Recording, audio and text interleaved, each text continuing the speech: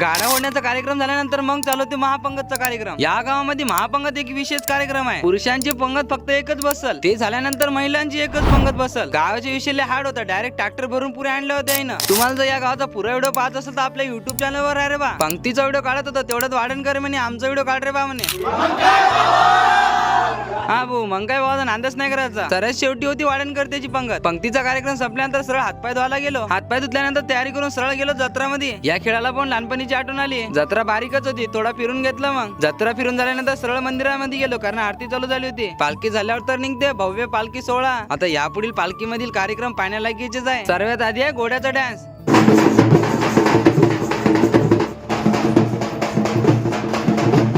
खरंच माहोल तर या घोड्यानंच केला। पालखीमध्ये लहान मुलांना छान छान गेटअप केले होते। आता चालू होते पुऱ्या गावामध्ये पालखीची मिरवणूक। पालखीच्या स्वागताकरिता पुऱ्या गावाच्या रस्त्यावर रांगोळ्या काढल्या होत्या। इतका खतरनाक माहोल होता या गावामध्ये पालखीचा, खतरनाक। पालखीतल्या लोकांसाठी खायला चना चहा खूप काही केलं होतं लोकांना खायला। पालखीमध्ये गर्दी तर बघून घ्या, गर्दी किती भयंकर आहे। श्री आप्पा स्वामी देवस्थान पारवा नगरी। पालखीच्या जवळ गेलो, सरळ आधी दर्शन घेऊन घेतले आप्पा स्वामीचे। त्यानंतर माहोल,